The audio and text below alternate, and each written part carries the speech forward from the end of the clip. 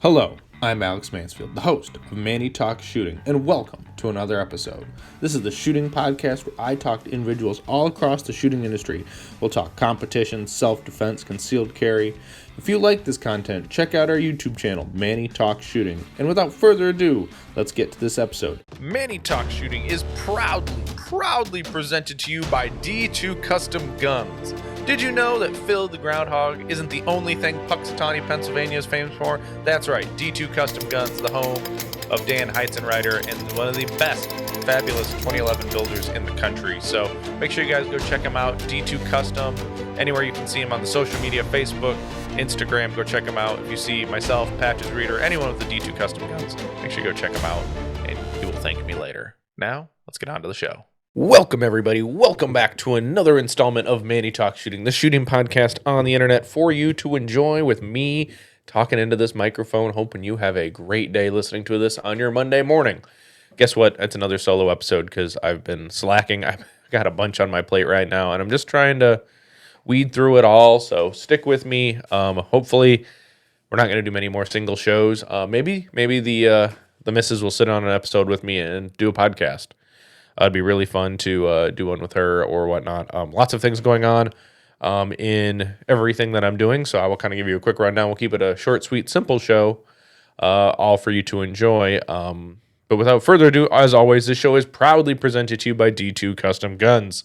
Dan Heizenreiter is one of the best, fabulous 2011 builders in the country, and he's not, Puxatawny Phil, he's not the only thing famous in Puxatawny, Pennsylvania.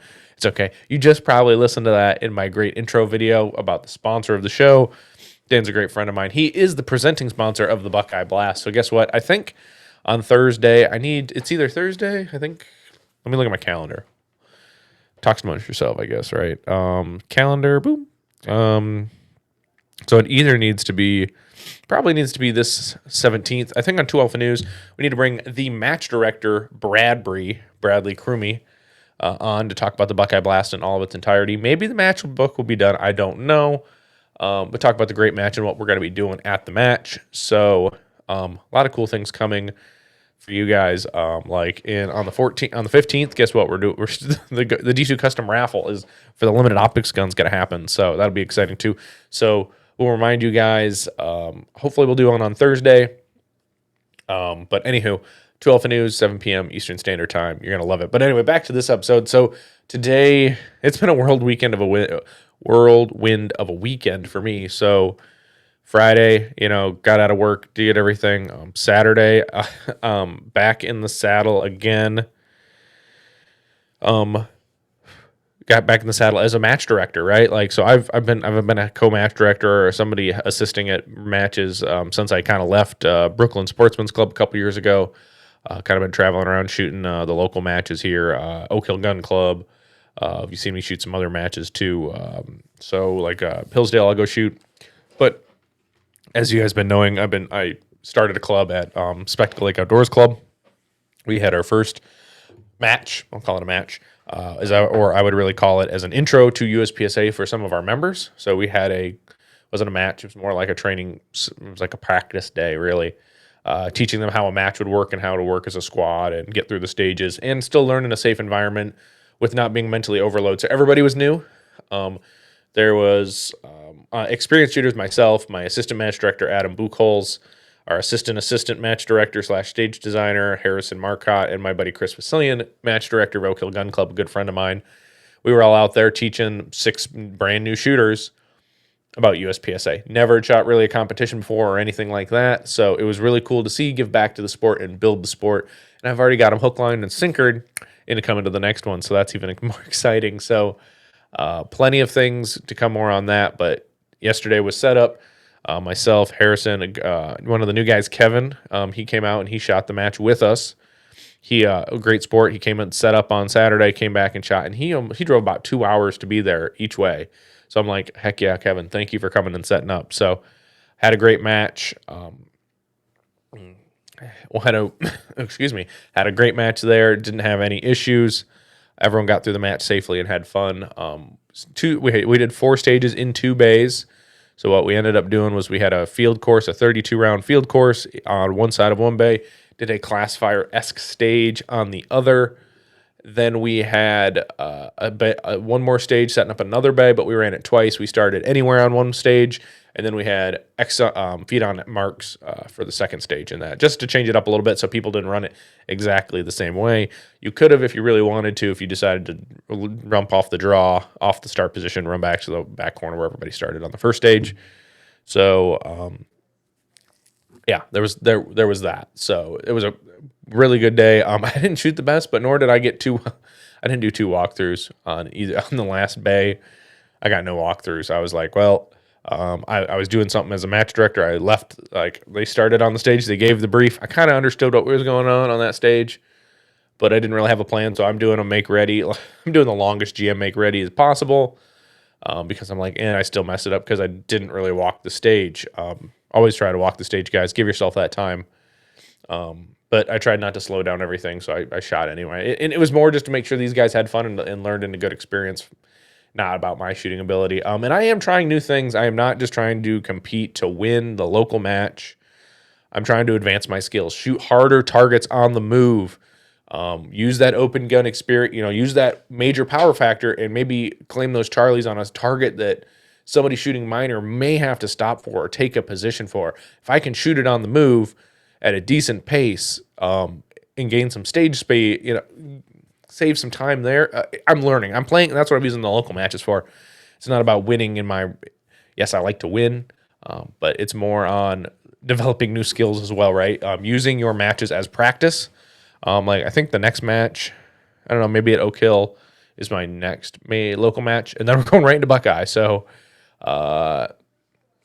we might just practice competing on that one and not really worry about, that one's just going to be pure execution. Luckily enough, I show up, I help build stages. I hang up targets in the morning, the day of, and then we shoot the match. So a lot of things that were in my brain as the match director.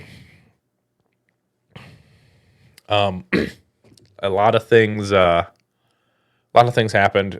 Nothing bad. It was just one of those things like you got to make sure everything's done.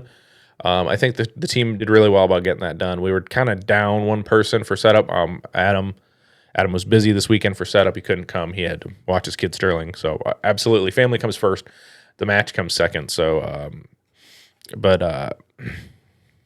excuse me. I don't know. I have a tickle in my throat. I don't understand why.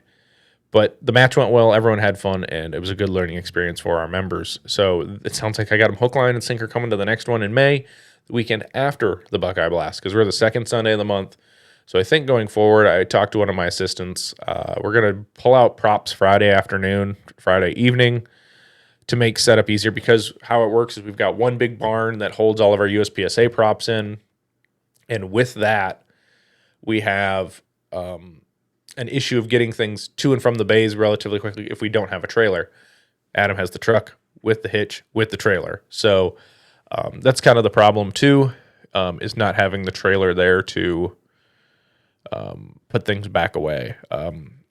Pulling things out is not bad, but getting the trailer to get the tear down taken care of, because everything has to come back to that one building. We don't have like at Oak Hill where we can shove things in lean-tos, keep things closer. We don't have that yet, unfortunately. So we're going to work through that. I think we got to talk to the board about some of that stuff, make things easier for tear down. Mostly tear down setup's not the biggest pain in the butt. We'll play. I think we'll save us more time on setup, honestly, if we pull it out the night before as we're thinking. And I think that's what the plan is going forward, I hope. We'll see what we can do and accommodate with the range and everyone using it, but so it's a safe, fun, environment that's conducive for everybody to use. I don't want to manipulate and say this is a USPSA only Met Club or range. I want everyone to have a good time and do it. But it was fun being back in the match director seat of doing things, but I also delegate, right? So Harrison's my stage design guy. I'm going to let him design stages. We're going to critique. I'm going to let him stumble a little bit, and then we're going to fix it. If he's got kerfluffle, we're going to fix it.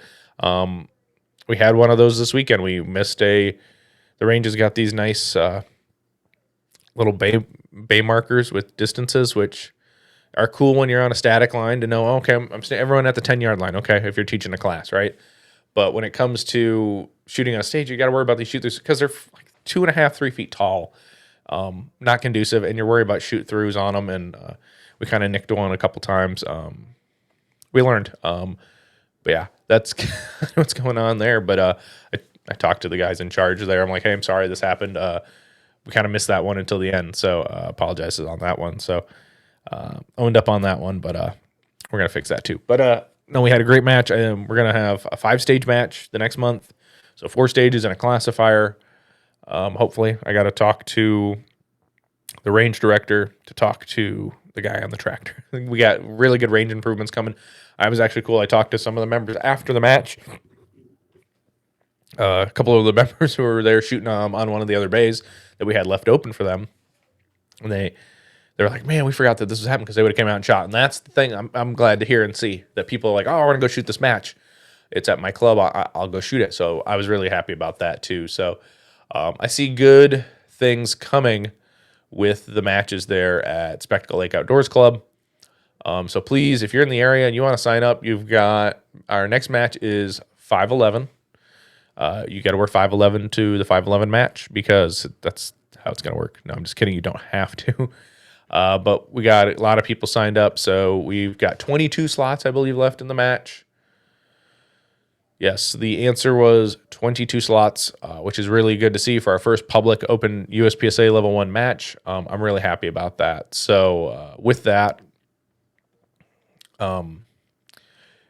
we can go up and up and not have any issues there. So with that, I'm hoping this club we do really well, make some money, and give back to the shooters in the area and have put on a great match. I think we can.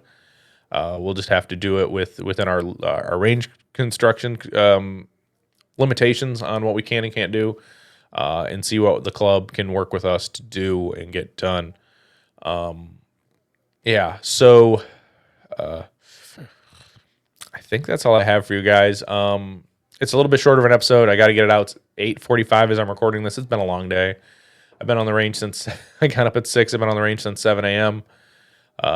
First person else showed up at 8. I left at 2, which was nice, from the range, making sure everything was good. Went out to lunch with a friend and then just been with the family after that. So short, quick episode. We'll get you a real episode here in the next couple days. For next week, hopefully. So if not, I'll tell the wife we're sitting down and doing a podcast and just chit-chatting. So with that, guys, without further ado, till next time, get out and do the things. I will see you on the next one.